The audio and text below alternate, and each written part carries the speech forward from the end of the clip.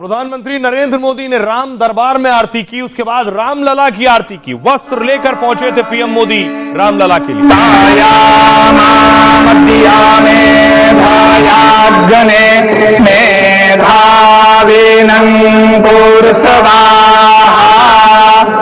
मेधाम में दारुणो दादारो वित्रो वा सर्वावस्थांगतो पिबा त्रिजियो दीर्घनीः स्वाहा सूर्यो जियो त्रिजियो सूर्याः स्वाहा अग्निर्वर्चो जियो निर्वर्चाः स्वाहा सूर्यो वर्चो जियो निर्वर्चाः स्वाहा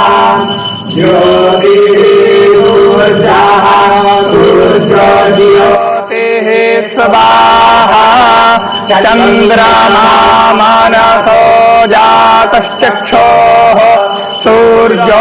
प्रधानमंत्री नरेंद्र मोदी रामलला की आरती कर रहे हैं, पूजा की और वस्त्र भी भेंट किए।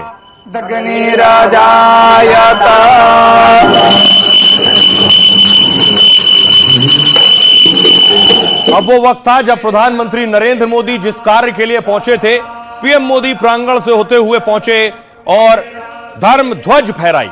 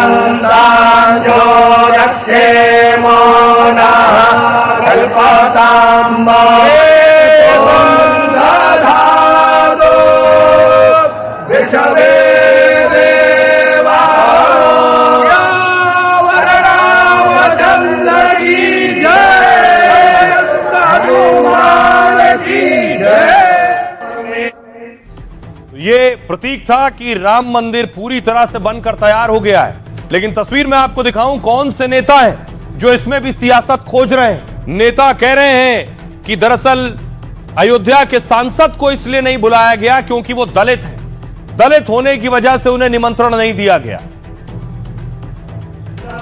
पूरी दुनिया में अयोध्या और राम मंदिर की चर्चा है। शिखर पर मोदी ने केसरिया ध्वज फहराया और इसके साथ ही राम मंदिर का निर्माण पूरा हो गया। सदियों के घाव भर रहे हैं। उस यज्ञ की पूर्णाहुति है जिसकी अग्नि 500 वर्ष तक प्रज्वलित रही। पूरे देश में भले ही अयोध्या की बात हो रही है, लेकिन कुछ नेता और पार्टियां इसमें जात पात का रंग खोजने में लगी हैं। अखिलेश यादव के सांसद ने तो नया विलाप शुरू कर दिया है। अयोध्या से सांसद अवधेश प्रसाद कहने लगे, मैं दलित हूं, इसलिए मुझे ध्वजारोहण के कार्यक्रम में नहीं बुलाया गया। हम राम को लाए हैं, राम हमें लाएंगे, राम को अवधेश प्रसाद को लाए, हमको बुलाया नहीं गया। क्या कारण है, जबकि मैं कल वेट कर रहा था। देखिए जरा, एक नया बवाल शुरू हो गया। शुभ मुहूर्त था, अच्छा वक्त था, लेकिन देखिए क्या कह रहे हैं सांसद अवधेश प्रसाद। कह रहे हैं स्थानीय सांसद होने के बाद भी ध्वजारोहण में नहीं बुलाया गया, सिर्फ इसलिए कि मैं दलित समाज से आता हूं। ये राम की मर्यादा नहीं, संकीर्ण सोच है।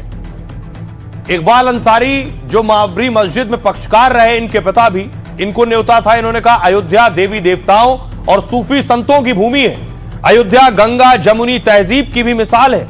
राम मंदिर के ध्वजारोहण में सभी धर्म के लोग मौजूद थे, हम भी वहां मौजूद थे और कोई भेदभाव नहीं था। इमरान मसूद कह रहे हैं, सांसद हैं कांग्रेस के, अयोध्या के सांसद दलित हैं इसलिए उन्हें नहीं बुलाया गया। यह बहुत ही निराश करने वाला और निंदनीय है। अगर पीएम अयोध्या आ रहे हैं तो सबसे पहले तो स्थानीय सांसद को बुलाना चाहिए। संभल के सांसद समाजवादी पार्टी के जियाउर रहमान बर्क कह रहे हैं देश लोकतांत्रिक है, धार्मिक नहीं। एक धर्म को संदेश देने से केवल सियासी फायदा होगा, इससे देश का कोई भला नहीं होने वाला है। रामदास अठावले केंद्रीय मंत्री कह रहे हैं मोदी जी किसी धर्म या संविधान के विरोधी नहीं है, लेकिन कांग्रेस धर्म का सियासी फायदा उठाने में लगी रहती है, इसलिए इन्हें सब में खेद दिखता है। मनोज तिवारी कह रहे हैं राम मंदिर का ध्वजा भारत की संस्कृति फैला रही है, और लेकिन इस ध्वजा को देखकर भी कुछ लोगों को जलन हो रही है। वो देश के विकास को पचा नहीं पा रहे हैं और कमी निकाल रहे हैं। सुनिए जरा पहले सियासतदानों को जो इसमें भी दलित एंगल खोज रहे हैं। को लाए हैं, राम हमें लाएंगे, राम का उद्देश्य प्रसाद को लाए।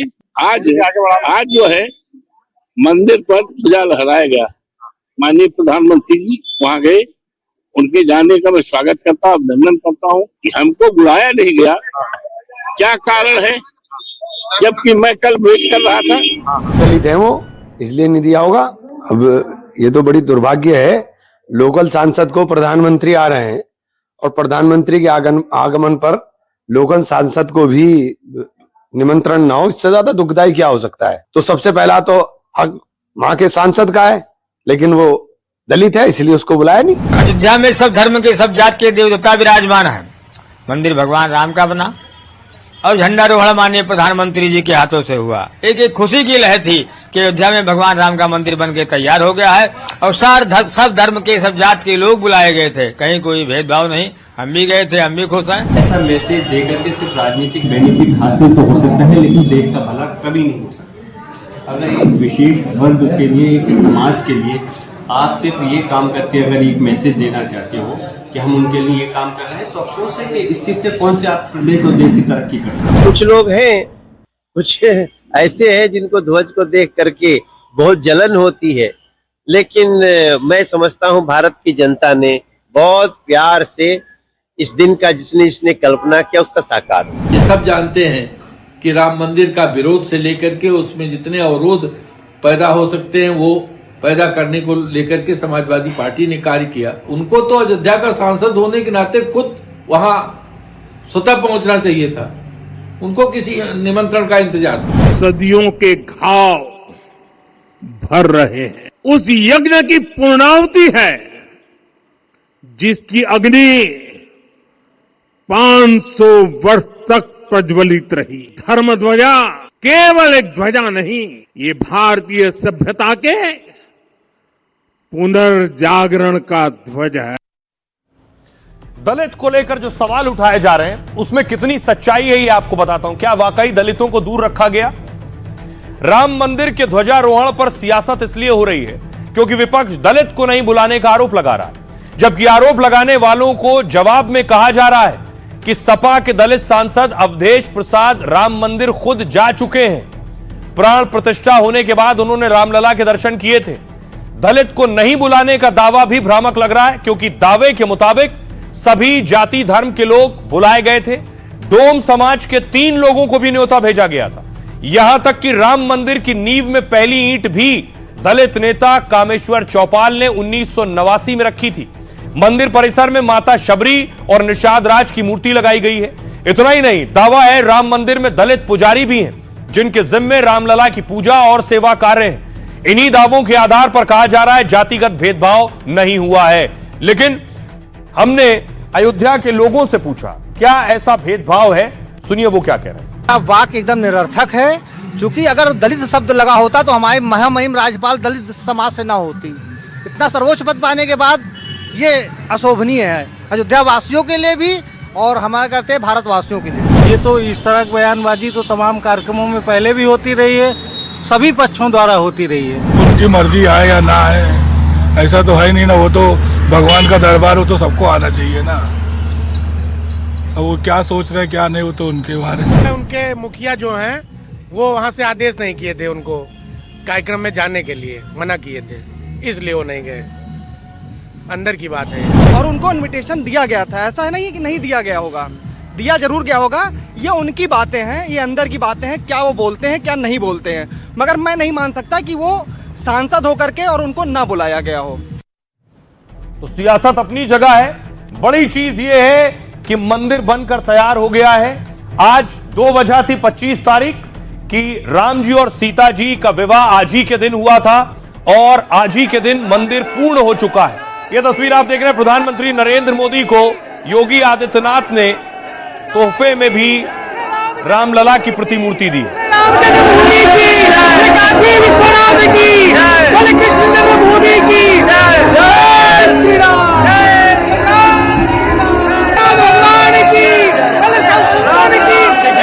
प्रधानमंत्री नरेंद्र मोदी निकले हैं, वहां से लोगों के बीच पहुंचे हैं। जो दर्शक दीर्घा में बैठे हुए लोग थे, जो अयोध्या वासी थे, वहां के स्थानीय लोग थे या जो शामिल हुए हैं,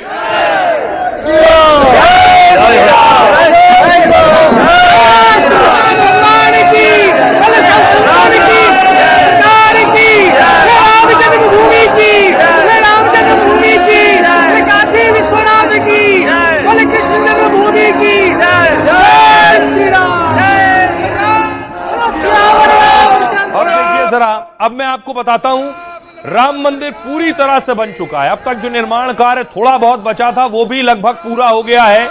इसीलिए अब धर्म ध्वज फहराया गया है।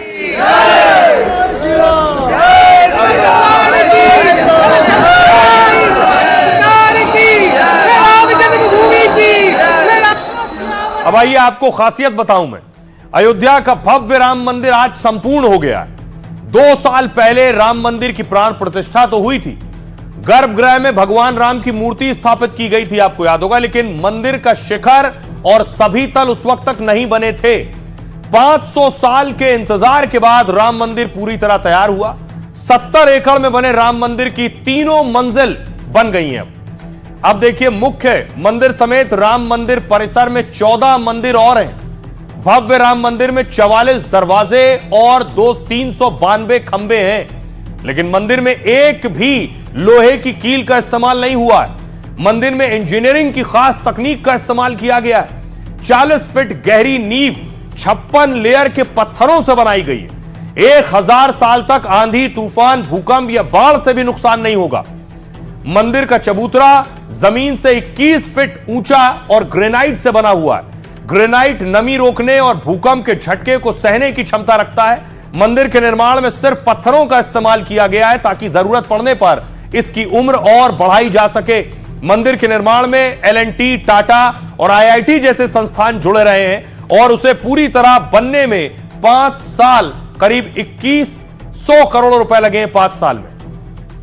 सुनिए जरा, इस मौके पर प्रधानमंत्री नरेंद्र मोदी क्या कह रहे हैं। सबसे बड़ा दुर्भाग्य यह है कि मैकाले ने जो कुछ सोचा था उसका प्रभाव कहीं व्यापक हुआ। हमें आजादी मिली, लेकिन हीन भावना से मुक्ति नहीं मिली। हमारे यहां एक विकार आ गया कि विदेश की हर चीज, हर व्यवस्था अच्छी है और जो हमारी अपनी चीजें हैं उनमें खोट ही खोट है। ये गुलामी की मानसिकता ही है जिसने इतने वर्षों तक रामत्व को नकारा है। आने वाले 1000 वर्ष के लिए भारत की नींव तभी सशक्त होगी जब मैकाले की गुलामी के प्रोजेक्ट को हम अगले 10 साल में पूरी तरह ध्वस्त करके दिखा देंगे। तो प्रधानमंत्री नरेंद्र मोदी कह रहे हैं कि ये जो गुलामी की जहनियत आई है, मानसिकता आई है, कैसे आई है। पीएम मोदी ने मैकाले का नाम लिया। क्या उनकी तस्वीर आपने देखी है कभी? ये आप देख रहे हैं, ये है मैकाले। पीएम मोदी मैकाले का नाम ले रहे थे कि मैकाले ने ही हम भारतीयों में गुलामी की मानसिकता भरी है। आखिर ये कौन थे मैकाले? क्या किया इन्होंने भारत में ऐसा जिससे हम तो ये सोचने लगे कि हमारी चीजों को लेकर हीन भावना और जो अंग्रेजों के पास है उन्होंने बनाया वही सबसे बेहतर है। देखिए, राम मंदिर के ध्वजारोहण पर मोदी ने मैकाले का जिक्र किया। कहा भारत, एक ने कहा अंग्रेज ने भारत को अपनी जड़ों से उखाड़ने के बीज बोए थे। एक अंग्रेज, वो ये है। मैकाले ने 190 साल पहले भारत में मानसिक गुलामी की नींव रखी थी। अगले 10 साल में भारत को गुलामी की मानसिकता से मुक्त करना है। दरअसल लॉर्ड मैकाले ब्रिटिश इतिहासकार, राजनेता और निबंधकार थे। ब्रिटिश सांसद रहे मैकाले जनरल काउंसिल के सदस्य के रूप में भारत आए। नई शिक्षा नीति बनाने और कानून सुधार लागू करने के लिए इन्हें जाना जाता है। अंग्रेजों के कहने पर 1935 में मैकाले ने भारत के लिए नई शिक्षा नीति बनाई। अंग्रेजी भाषा को भारतीय शिक्षा का माध्यम बनाने का प्रस्ताव रखा कि अंग्रेजी पढ़ाओ, बाकी सब बंद कर दो। संस्कृत, फारसी जैसी पारंपरिक भाषाओं पर पाबंदी लगानी शुरू कर दी। भारत में पहले वैदिक शिक्षा होती थी, इस स्कूल से ज्यादा गुरुकुल पर जोर दिया जाता था। गणित, खगोल, धातु विज्ञान, चिकित्सा शास्त्र जैसे 18 विषय पढ़ाए जाते थे, लेकिन मैकाले ने इन्हें हटाकर अंग्रेजी सिस्टम से पढ़ाई व्यवस्था शुरू करवाई और कहा कि अंग्रेजी शिक्षा से हम भारतीयों में से एक ऐसा वर्ग बनेगा जो रक्त रंग से तो भारतीय होगा, लेकिन स्वाद, विचार और दिमाग से अंग्रेज होगा। भारतीय दंड संहिता आईपीसी का मसौदा 1837 में मैकाले ने ही तैयार किया। मैकाले की शिक्षा नीति को लेकर भारत में काफी बहस होती रही है। एक वर्ग मानता है कि भारतीय पारंपरिक शिक्षा प्रणाली को कमजोर किया है इन्होंने, सांस्कृतिक विरासत को नुकसान पहुंचाया और मानसिक गुलामी बढ़ाई है। अपनी संस्कृति और नीति को लेकर भारतीयों में हीन भावना बढ़ने लगी। बिना सोचे समझे भी लोग पश्चिमी और विदेशी मूल्यों को अपनाने लगे और उनको बेहतर बताने लगे। मैकाले पर पीएम मोदी ने प्रहार किया और कहा इस सोच को खत्म करना है। प्रधानमंत्री खास मकसद से गए थे। तस्वीर आप देख रहे हैं, प्रधानमंत्री नरेंद्र मोदी ने वो तस्वीरें साझा की जिसमें पीएम मोदी के पास आप वो ध्वज देख रहे हैं, यही ध्वज है, धर्म ध्वज, जिसे प्रधानमंत्री नरेंद्र मोदी ने फहराया है। आइए आपको बताऊं इसकी खासियत क्या है जो धर्म ध्वज पीएम मोदी फहरा रहे हैं। ये आप देख रहे हैं, ये है वो धर्म ध्वज। राम मंदिर की केसरिया धर्म ध्वजा में त्रेता युग की झलक है। आप देखिए इस ध्वजा में 3 मुख्य प्रतीक आपको नजर आ रहे हैं। ओम नजर आ रहा है, सूर्य और ये कोविदार वृक्ष नजर आ रहा है आपको। ओम जो है, ओम को सनातन संस्कृति के अध्यात्म से जोड़कर देखा जाता है। ओम को ब्रह्मांड की ध्वनि और सभी मंत्रों का प्राण माना जाता है। वहीं राम मंदिर के ध्वज में आप देखिए सूर्य सत्य और प्रकाश को दिखाता है। जिस कोविदार वृक्ष का जिक्र हुआ है वो अयोध्या का राज वृक्ष होता है। ये आप देख रहे हैं कोविदार वृक्ष बना झंडे पर।